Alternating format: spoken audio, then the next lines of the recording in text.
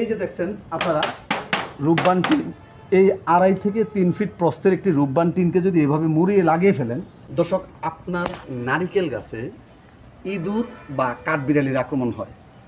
ইঁদুরের আক্রমণ হলে এই ছড়ির সবগুলো নারিকেলের ছোট ছোট কড়াগুলোর মুখের কাছ থেকে ছিদ্র করে ইঁদুর, ছিদ্র করে পানিটা খেয়ে ফেলে বা এই ছিদ্র করার সাথে সাথেই পড়ে যায়। আর কাঠবিড়ালির কথা তো বলাই বাহুল্য, আপনার এলাকায় কাঠবিড়ালি আছে তার মানে আপনি একটাও নারিকেল খেতে পারবেন না। এখন আপনি এই কাঠবিড়ালি বা ইঁদুরকে ওষুধ ছাড়া কীভাবে দমন করবেন, আজকের পর্বে তুলে ধরবো বিস্তারিত। আসসালামু আলাইকুম, আমি মনিরুজ্জামান, উপসহকারী কৃষি অফিসার, বরুড়া, কুমিল্লা। দর্শক আপনারা প্রথম ভুলটি করেন, একটি নারিকেল গাছ থেকে আরেকটি নারিকেল গাছের যে দূরত্ব, এই দূরত্ব অনুযায়ী আপনারা লাগান না। একটি নারিকেল গাছ থেকে আরেকটি নারিকেল গাছের দূরত্ব হবে কমপক্ষে 20 ফুট। আপনি এই যে দেখছেন একটি গাছ, আবার ওই যে দেখা যাচ্ছে একটি গাছ, এখানে মিনিমাম 30 ফুট ডিফারেন্স আছে। কিন্তু আপনারা কি করেন, একটি গাছের থেকে 10 থেকে 12 ফিট দূরে আরেকটি গাছ লাগিয়ে ফেলেন। ফলে এই যে নারিকেল গাছের পাতা একটার সাথে আরেকটা লেগে থাকে। ফলে কি করে, এই ইঁদুর বা কাঠবিড়ালিগুলো এক গাছে উঠলে এক গাছ বেয়ে বেয়ে সকল গাছে ঘুরে।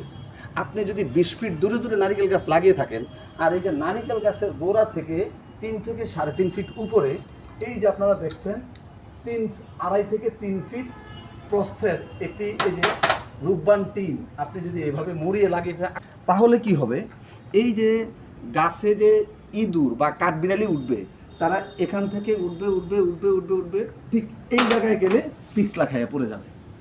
তাইলে আপনারা এই গাছে ইঁদুর বা কাঠবিড়ালি আক্রমণ করতে পারবে না। কিন্তু শর্ত একটা, আপনার গাছ থেকে গাছের দূরত্ব কমপক্ষে 20 থেকে 30 ফিট হতে হবে এবং এই গাছের সাথে অন্য কোনো গাছের ডাল লাগানো থাকতে পারবে না।